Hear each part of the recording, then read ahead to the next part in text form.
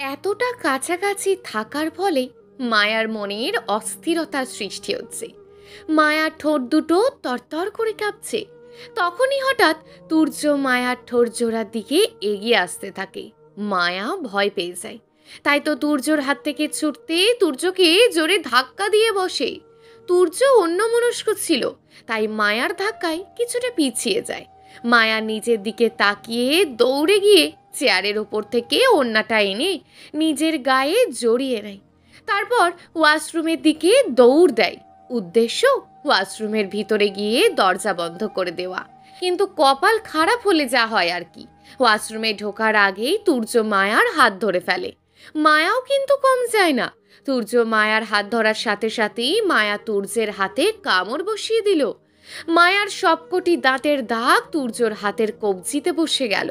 তবুও তুর্য মায়ার হাত ছাড়ল না, কারণ তুর্য জানে হাত ছাড়লেই উড়ে যাবে তার পাখি।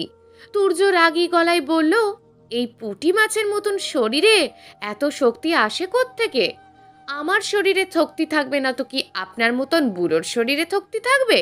মায়ার কথা শুনে তুর্যর কপাল কুঁচকে এলো। তুর্য কপাল কুঁচকে নিয়ে মায়াকে জিজ্ঞেস করলো, তুমি কি কোনোভাবে আমাকে বুড়ো বলেছ? কোনোভাবে আবার কি? আমি ডাইরেক্ট আপনাকে বুড়ো বলেছি।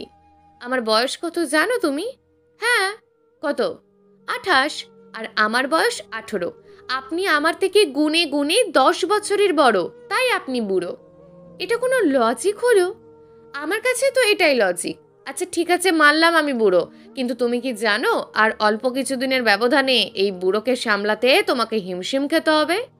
মায়া চোখ বড় বড় করে তাকালো তুর্যের দিকে আর বিড়বিড় করে বলতে থাকলো, হে ওপরওয়ালা, হে কেমন নির্লজ্জের হাতে ফেলেছো আমায়। এর মুখে কি কোনো কথাই আটকায় না? তখনই তুর্য বলে উঠল, আমাকে পেয়েছো বলে ওপরওয়ালার কাছে শুকরিয়া আদায় করছো নাকি? হ্যাঁ হ্যাঁ, আমার তো খেয়ে দেয়ে আর কোনো কাজ নেই। নির্লজ্জের মতন উল্টোপাল্টা কথা না বলে আপনি বরং বের হন এই রুম থেকে। আরে কোথায় যাব? আমি তো আজ সারা রাত তোমার সাথে গল্প করব বলে এসেছি। অনেক হয়েছে গল্প। আপনার মতন নির্লজ্জ লোকের সাথে আর কোনো গল্প করার ইচ্ছে আমার নেই। আপনি যাবেন নাকি আমি তন্নি আপুকে ডাক দিব? মায়ার হুমকি শুনে তুর্য একটু ন্যাকা ন্যাকা ভাব করে বলল, ওরে বাবারে, আমি তো ভয় পেয়ে গেছি। তন্নি আসলে তো আমাকে মেরে ফেলবে, তাই না? মায়া নিজেও জানে যে তন্নি নিজের বড় ভাইকে কিছু বলবেই না, একটা মাত্র ভাই বলে কথা। তারপর মায়া বলে ওঠে, আচ্ছা ঠিক আছে, আপনি এই রুমে থাকেন, আমি তন্নি আপুর রুমে গিয়ে শুয়ে পড়ছি। মায়া চলে যেতে নিলেই তুর্য হঠাৎই মায়ার হাত চেপে ধরে। তারপর মায়ার দিকে তাকিয়ে বলে, একটা প্রশ্নের উত্তর জানতে এসেছি। আমাকে উত্তরটা দিয়ে দিলেই আমি এখান থেকে চলে যাব। কি প্রশ্ন? গত 8 বছরে যা যা হয়েছে তা নিয়ে কি তুমি আমার উপর রেগে আছো? মায়া সোজা সাপটা উত্তর দিল না। গত 8 বছরে আমার সাথে যা যা হয়েছে তা নিয়ে আমি কখনো আপনার উপর রাগ করিনি, কারণ এখানে আপনার কোনো দোষ ছিল না। আর এই বিয়েটার কারণে 8টা বছর আপনিও আপনার পরিবার থেকে দূরে থেকেছেন।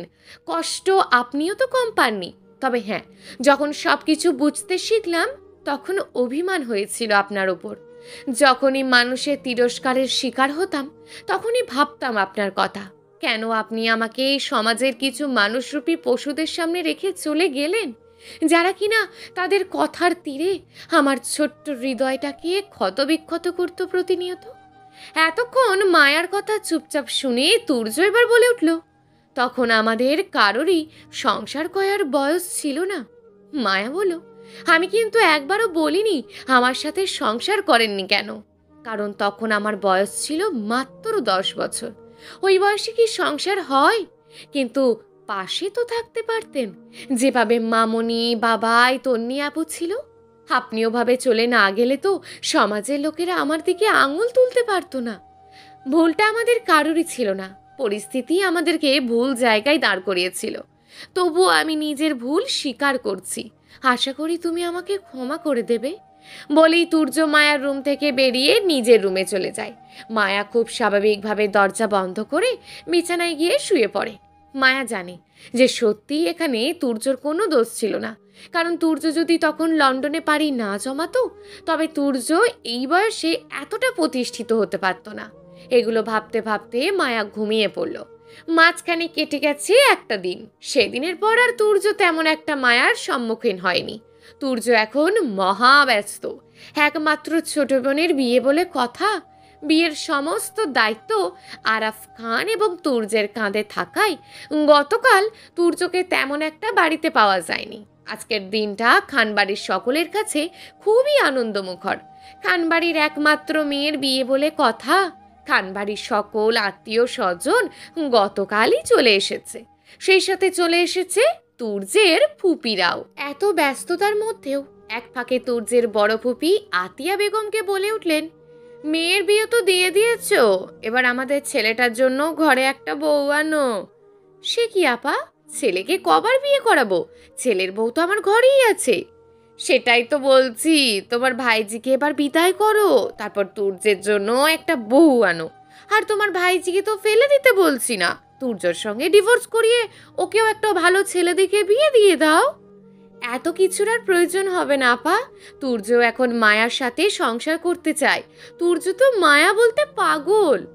আতিয়া বেগমের মুখে এই কথা শুনে পারভিন খান যেন নিজের কানকেই বিশ্বাস করতে পারছে না। মনে মনে ভেবে রেখেছিল মায়ার সাথে তুর্যর ডিভোর্সটা হলে সে তার ছোট মেয়ে জুঁইকে তুর্যের সাথে বিয়ে দেবে। তুর্যর গলায় ঝুলানোর জন্য 2 বছর আগে মেয়েকে লন্ডনে পাঠিয়েছিলেন তিনি, কিন্তু তার মেয়ে জুঁই সেখানে গিয়ে অন্য একটা ছেলের সঙ্গে লিভ ইন রিলেশনে থাকতে শুরু করে। 6 মাস আগে ছেলেটার সঙ্গে ব্রেকআপ হওয়ার ফলে জুঁই এখন ফিরে এসেছে। আজ তন্নির গায়ে হলুদের অনুষ্ঠান। মায়া পরেছে তন্নির কিনে দেওয়া সেই হলুদ শাড়িটি। পার্লার থেকে মেকআপ আর্টিস্ট এসে সাজিয়ে দিচ্ছে তন্নি সহ তার সকল কাজিনদের। বাদ যায়নি মায়াও, যদিও মায়া প্রথমে রাজি হয়নি। মায়া বারবার বলেছিল সে নিজের মতন করে সাজবে, কারণ ভারী সাজ তার ভাল লাগে না। তবে তন্নির জোরাজুরির কাছে হার মানতে হলো মায়াকে। মায়া বারবার মেকআপ আর্টিস্টকে বলছিল, আপু আমাকে ভারী কোনো মেকআপ লুক দেবেন না, আমাকে সিম্পলের মধ্যেই কিছু সাজিয়ে দিন।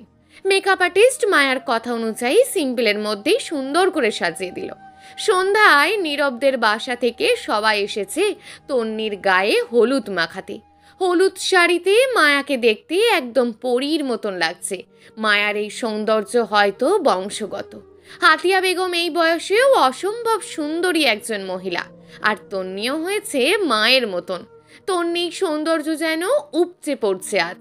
গায়ে হলুদের অনুষ্ঠান করা হচ্ছে খানবাড়ির ছাদে। এটা অবশ্য তন্নির ইচ্ছে ছিল। একে একে সবাই তন্নিকে হলুদ মাখাতে শুরু করে। তখনই সব ব্যস্ততা শেষ করে খানবাড়ির ছাদে উপস্থিত হয় তুর্য। তুর্যর সাথে আছে তার অ্যাসিস্ট্যান্ট ও বন্ধু ইমন। ইমন আজ বিকেলে দেশে এসেছে। তুর্য এয়ারপোর্টে গিয়েছিল তাকে আনতে। তুর্য এবং ইমন লন্ডনে এক ইউনিভার্সিটিতে পড়াশোনা করত।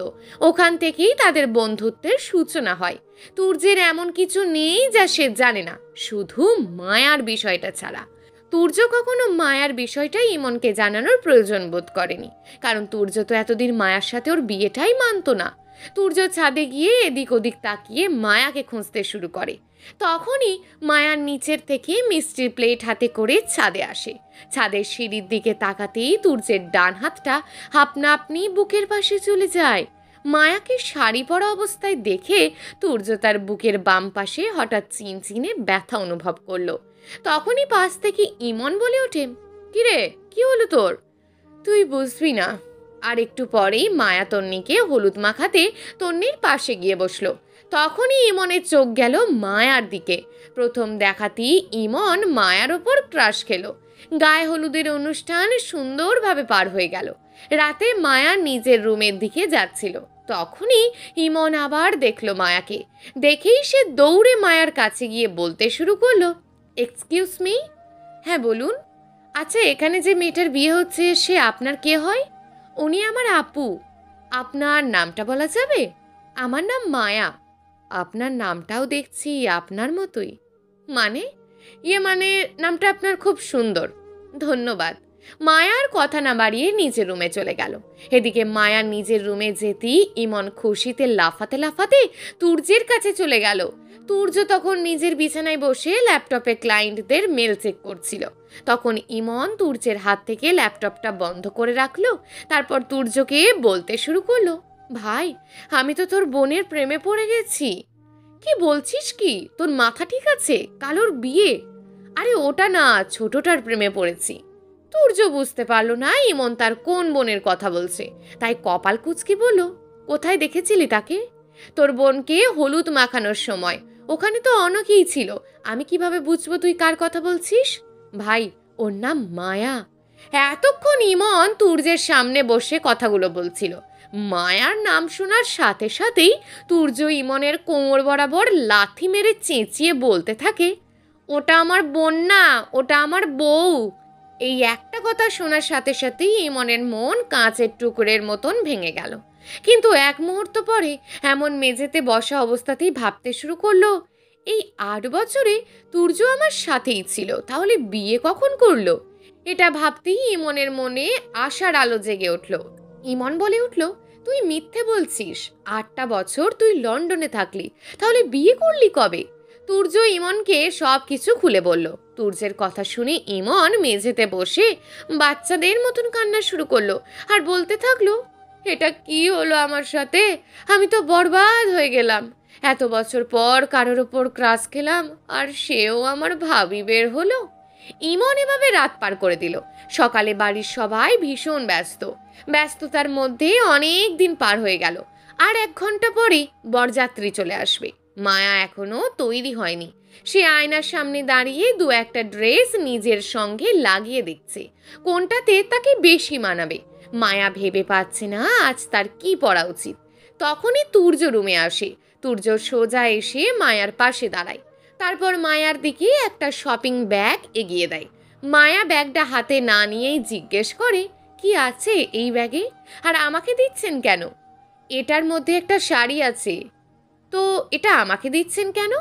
আজ তুমি এটা পরবে তাই। যদি না পরি? মায়ার কানের কাছে গিয়ে মুখ নিয়ে তুর্য ফিস করে বলল, যদি না পড়ো তাহলে তুমি যেটা পরবে সেটা নিজের হাতে খুলে আবার নিজের হাতে তোমাকে এই শাড়িটা আমি পরিয়ে দেব। আর তুমি তো জানোই আমি কতটা নির্লজ্জ। বিশ্বাস করো, তোমাকে ড্রেস চেঞ্জ করিয়ে দিতে আমার একটুও লজ্জা করবে না। তুর্যের মুখে এসব কথা শুনে মায়া রেগে গিয়ে তুর্যের হাত থেকে ব্যাগটা নিয়ে বিছানায় ছুঁড়ে ফেলে দিয়ে বলতে থাকে, আমি এটা পরবো না, পরবো না, পরবো না। আর আপনি খবরদার বেশি বাড়াবাড়ি করার চেষ্টা করবেন না।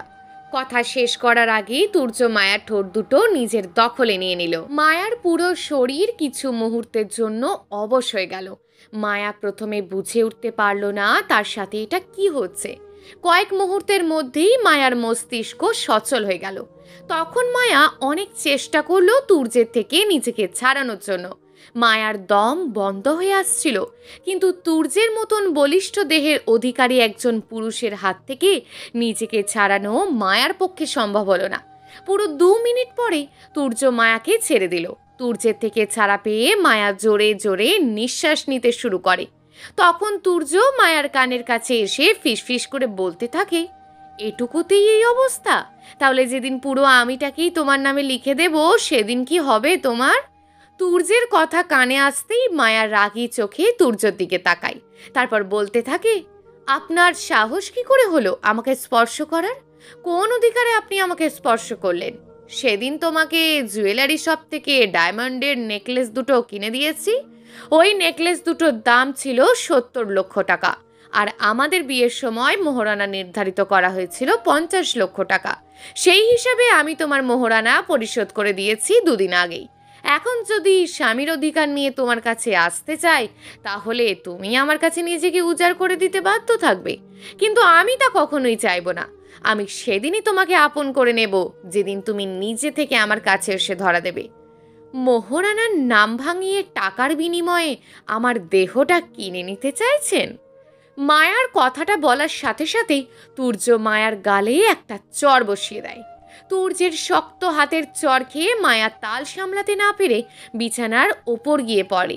তারপর বিছানায় বসা অবস্থায় কান্না করতে করতে বলল, আমি আপনার বাড়ির আশ্রিতা বলেই আমার সাথে এরকম করতে পারছেন। আজ যদি আমার বাবা মা বেঁচে থাকতো, তাহলে আপনি কখনোই আমার সাথেই ব্যবহার করতে পারতেন না। 8 বছর আগে আমি তোমাকে যতবার আঘাত করেছি তা নিয়ে আমার আফসোস হয় মায়া, কিন্তু আজ তোমাকে যে চটটা দিলাম এটা নিয়ে আমার মনে কোনো আফসোস থাকবে না। বরং তুমি যে কথাটা বলেছ তার জন্য তোমার জিভ টেনে ছিঁড়ে দিতে পারলেই আমার মনটা শান্তি হতো। আমি তো ভুল কিচ্ছু বলিনি। প্রতিটি পুরুষ মানুষই নারীর দেহের লোভে আটকায়। সব পুরুষ এক না, না হলে আমি সবার মতন না। আপনিও সবার থেকে আলাদা না, এটা তোমার ভুল ধারণা। তাই আমার এই সৌন্দর্য না থাকলে আপনি কি আমাকে বউ হিসাবে মেনে নিতেন? আমার এই রূপ না থাকলে কি আপনার এই দামি দামি গিফটগুলো আমার পাওনা হতো? আমি দেখতে কুৎসিত হলে কি আপনি আসার পরও খানবাড়িতে আমার জায়গা হতো? প্রতিটি মানুষই সৌন্দর্যের পূজারী, আর আপনিও তার ব্যতিক্রম নন। নিজের সৌন্দর্য নিয়ে অহংকার করছিস? যদি বলি হ্যাঁ, যেই সৌন্দর্যের জোরে আমি এখনো পর্যন্ত টিকে আছি, সেই সৌন্দর্য নিয়ে এইটুকু অহংকার তো করতেই হয়। তখনই তুর্য মায়ার চোয়াল টিপে ধরে, ঠোঁট উঁচিয়ে বলতে থাকে, আব্রাহাম খান তুর্যকে তুই এখনো চিনিসনি। তোকে আমার চাই মানে চাই। আমি এতটাও সুপুরুষ নই যে নিজের ভালোবাসা ভাগ্যের উপর ছেড়ে দেবো।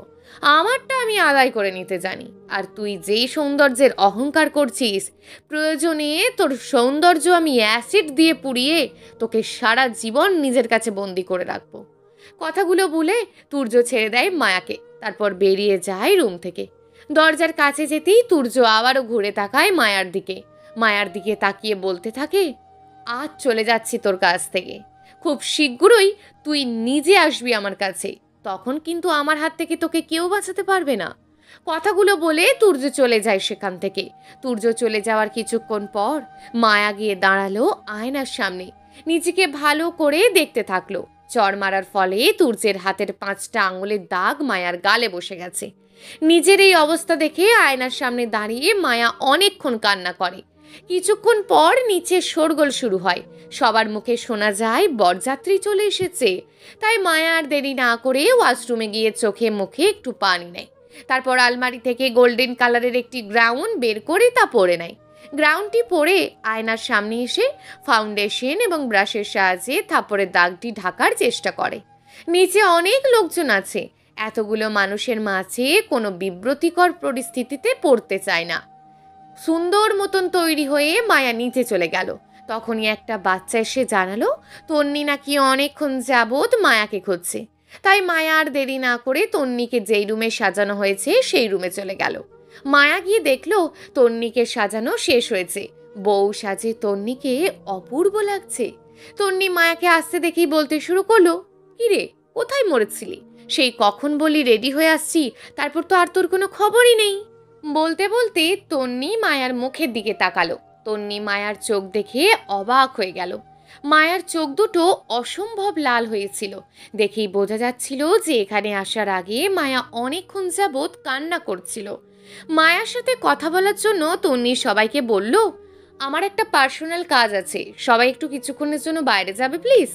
তন্নির কথা শুনে সবাই একে একে রুম থেকে বেরিয়ে যেতে লাগলো। সবার সাথে মায়াও বেরিয়ে যেতে নিলে তন্নি মায়ার হাত ধরে মায়াকে বিছানার এক পাশে বসিয়ে দিল। তারপর নিজে গিয়ে দরজাটা আটকে এসে মায়ার পাশে বসে মায়াকে জিজ্ঞেস করলো, কি হয়েছে বনু? কই কিছু না তো। তাহলে এভাবে তোতলাচ্ছিস কেন? আমাকে মিথ্যে বলছিস? না আপু, মিথ্যে কেন বলবো, সত্যি কিছু হয়নি। আচ্ছা থাক, কিচ্ছু বলতে হবে না। আমি হয়তো কখনো তোর নিজের বোনই হতে পারিনি, তাই আমার কাছে আজও তোর এত গোপনীয়তা। তন্নির মুখে এমন কথা শুনে মায়া তন্নিকে জড়িয়ে ধরে কান্না করতে শুরু করে। তারপর ধীরে ধীরে তন্নিকে সব কিছু বলতে থাকে। তন্নি মায়াকে জড়িয়ে ধরে মায়ার মাথায় হাত বোলাতে বোলাতে ভাবতে থাকে, বাচ্চা মানুষ, না হয় ভুল করে একটা কথা বলে ফেলেছে, তার বলে তার ভাই তাকে এমন করে মারবে?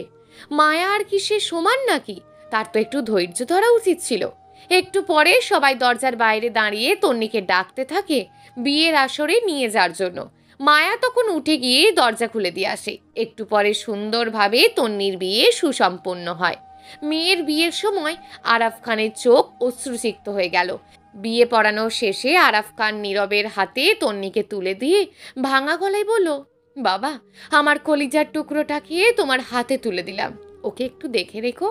নীরব এই বলে শ্বশুরকে আশ্বস্ত করলো যে আঙ্কেল, আমি আপনাকে কথা দিলাম, আমার জীবন দিয়ে হলেও আমি তন্নিকে আগলে রাখবো। বিদায়ের সময় আতিয়া বেগম, মায়া এবং তন্নির ফুপিরা কান্নায় ভেঙে পড়ে। কান্নার এক পর্যায়ে তন্নি নিজেও জ্ঞান হারায়। তাই নীরব নিজে তন্নিকে গাড়িতে উঠিয়ে নিয়ে যায়। তন্নির বিয়ের পর কেটে গেছে 7টা দিন। গতকাল রাতের ফ্লাইটে তন্নি ও নীরব পাড়ি জমিয়েছে অস্ট্রেলিয়াতে। নীরব অস্ট্রেলিয়ার অনেক বড় একজন হার্ট সার্জন। এই 7 দিনের মধ্যে তুর্যকেও মায়ার আশেপাশে আর দেখা যায়নি। খাবার টেবিলেও দুজন সামনাসামনি হয়নি। তুর্য যখন খাবার খেত তখন মায়া নিচে আসতো না। একটু আগেই মায়া আতিয়া বেগমের থেকে জানতে পারল তুর্য আজ লন্ডনে ফিরে যাবে। কথাটা শোনা মাত্রই মায়ার বুকের ভিতরে কেমন যেন মোচড় দিয়ে উঠল। দুপুরের দিকে লাগেজ নিয়ে রুম থেকে বেরিয়ে এলো তুর্য এবং ইমন। ড্রয়িং রুমে একটি সোফায় বসেছিল আতিয়া বেগম এবং আরাফ খান। তুর্যকে নিচে আসতে দেখি আতিয়া বেগম উঠে তুর্যকে জড়িয়ে ধরে কান্না শুরু করে দিলেন। তারপর তুর্যকে ছেড়ে কান্না করতে করতে ইমনের মাথায় হাত বুলিয়ে দিলেন। মায়া কিছুটা দূরে দাঁড়িয়ে নিচের দিকে তাকিয়ে নীরবে অশ্রু বিসর্জন দিচ্ছিল, কিন্তু তুর্য সেদিকে একটা বারও ফিরেও না তাকিয়ে বাবা মায়ের থেকে বিদায় নিয়ে চলে গেল। তুর্য চলে যাওয়ার পর আতিয়া বেগম মায়াকে জড়িয়ে ধরে অনেক কান্না করলো। ঘন্টাখানেক পর যে যার নিজের রুমের দিকে চলে গেল। মায়া নিজের ঘরে গিয়ে হাঁটুতে মুখ গুজে বসে কান্না শুরু করে দিল। কিছুক্ষণ পরে মায়ার ফোনে একটি অপরিচিত নাম্বার থেকে বারবার কল আসে। মায়া প্রথমে কয়েকবার ফোনটা রিসিভ না করলেও শেষে ভাবল এতবার কল করছে তাহলে প্রয়োজনীয় কল হতে পারে। কলটি রিসিভ করতেই ওপাশ থেকে ইমন বলে উঠল, এয়ারপোর্টে তুর্যের উপর হামলা হয়েছিল, তুর্যের বুকে গুলি লেগেছে, ওর অবস্থা খুব খারাপ, আমরা এয়ারপোর্টেই আছি, এয়ারপোর্টের ডক্টর তুর্যকে ট্রিটমেন্ট করছে। আর হ্যাঁ, আন্টি হার্টের পেশেন্ট, তাই আঙ্কেল আন্টিকে কিছু জানাবেন না প্লিজ, সম্ভব হলে আপনি এয়ারপোর্টে চলে আসুন। মায়ার হাত থেকে ফোনটা পড়ে গেল। মায়া ইমনের পুরো কথাটা শুনল কিনা কে জানে। মায়া রুম থেকে ভেসে আসলো বুক ফাটা আর্তনাদের শব্দ। সেই কান্নার শব্দ গিয়ে পৌঁছালো আতিয়া বেগম এবং আরাফ খানের কানে, কিন্তু কি জানি ভেবে তারা নিজেদের রুম থেকে বের হলো না। কান্না করতে করতে মায়া কোনো রকমে ফোনটা হাতে নিয়ে দৌড়ে বেরিয়ে গেল নিজের রুম থেকে। ড্রয়িং রুমে এসে কাউকেই দেখতে পেল না, তাই কাউকে কিছু না বলেই বেরিয়ে গেল। মায়া কান্না করতে করতে গাড়ির কাছে গিয়ে ড্রাইভারকে বলল এয়ারপোর্টে যেতে। 1 ঘন্টা পর মায়া এয়ারপোর্টে এসে পৌঁছালো। পরনে তার বাড়িতে পরার একটি নর্মাল সুতির 3 পিস। সারা রাস্তা পাগলের মতন কান্না করতে করতে এসেছে মেয়েটা। ওড়নাটা ভালো করে মাথায় টেনে নিয়ে গাড়ি থেকে নেমে দাঁড়ালো মায়া। গাড়ি থেকে নামতেই তাড়াতাড়ি ইমনকে কল করলো। ওপাশ থেকে ইমন কল রিসিভ করতেই মায়া উতলা হয়ে বলতে থাকে, ভাইয়া আমি এয়ারপোর্টে চলে এসেছি, আপনারা কোথায় আছেন এখন, উনি কেমন আছেন? আমি কোথায় আসবো ভাইয়া? রিল্যাক্স, আপনি একটু শান্ত হন ভাবি, আপনি কোথায় আছেন আমাকে বলুন, আমি আসছি আপনার কাছে। আমি টার্মিনাল 2-এর সামনে দাঁড়িয়ে আছি। ওকে, আপনি ওখানেই দাঁড়ান, আমি আসছি। ঠিক আছে, একটু তাড়াতাড়ি আসুন ভাইয়া। তারপর মায়া ফোন রেখে দিল। মায়ার বুকের মাঝে নাম না জানা এক অশান্তির ঝড় বয়ে চলেছে। মায়া কোনোভাবেই নিজেকে সামলাতে পারছে না, বারবার বুক ফেটে কান্না আসছে।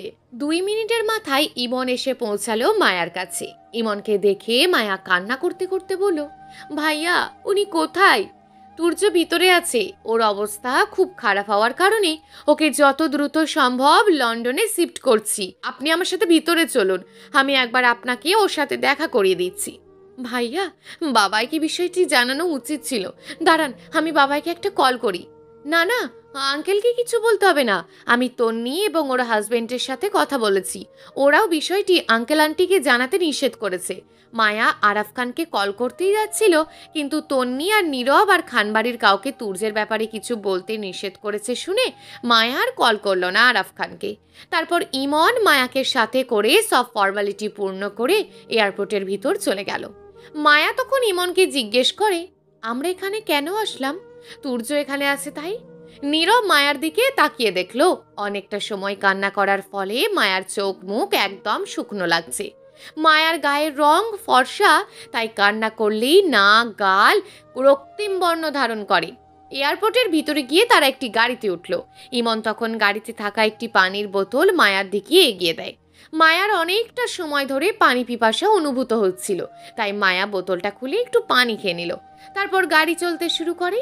মায়া জানে যে গন্তব্য বেশি দূরে না, সামনে থাকা কোনো এক বিমানের কাছে গিয়ে নামতে হবে তাদের, কিন্তু এই অল্প সময়ের মধ্যেই মায়া কিভাবে যেন ঘুমিয়ে পড়ল।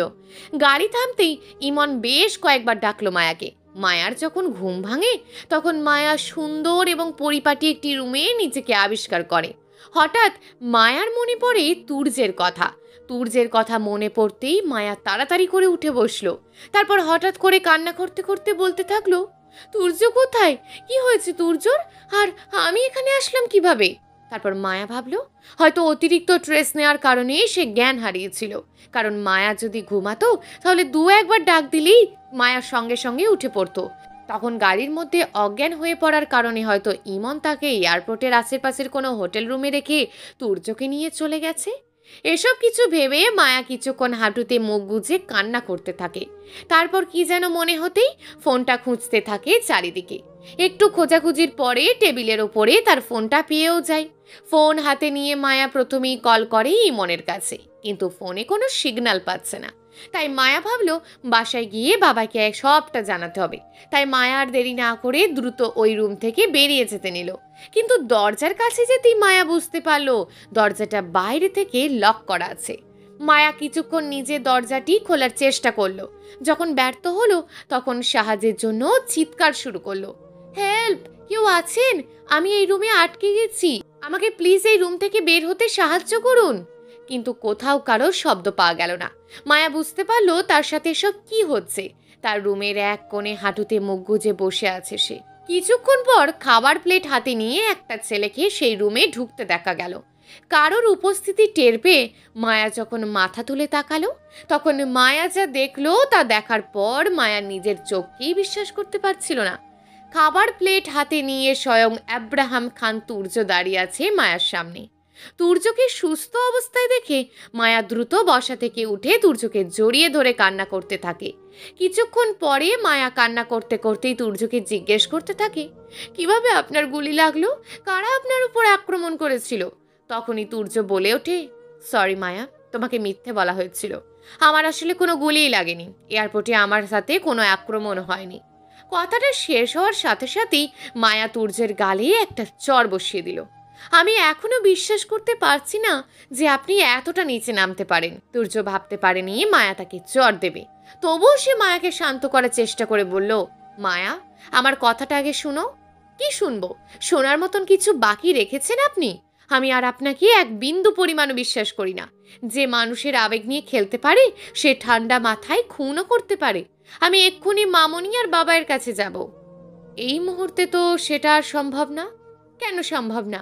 আমি এক্ষুনি চলে যাব এখান থেকে। মায়া এবং তুর্য এই মুহূর্তে যে রুমটাতে আছে সেই রুমটার এক পাশের দেওয়াল কাঁচের তৈরি। তুর্য সেই দেওয়ালের সাদা রঙের পর্দাটা এক টানে সরিয়ে ফেলে বলল, কারণ তুমি এখন দেশে না, লন্ডনে আছো। চলবে। গল্প অপ্রিয় সেই তুমি, লেখিকা প্রিয়া আফরোজ। প্রিয় দর্শক বন্ধুরা, এই গল্পটি চলমান এবং এখনও বেশ কয়েকটি পর্ব দেওয়া হবে। পরবর্তী পর্বগুলো নিয়মিত পেতে আমাদের চ্যানেলটিকে অবশ্যই সাবস্ক্রাইব করে রাখবেন। দেখা হবে পরবর্তী ভিডিওতে। ততক্ষণ ভালো থাকুন, সুস্থ থাকুন এবং নিজের পরিবারের খেয়াল রাখুন। ধন্যবাদ।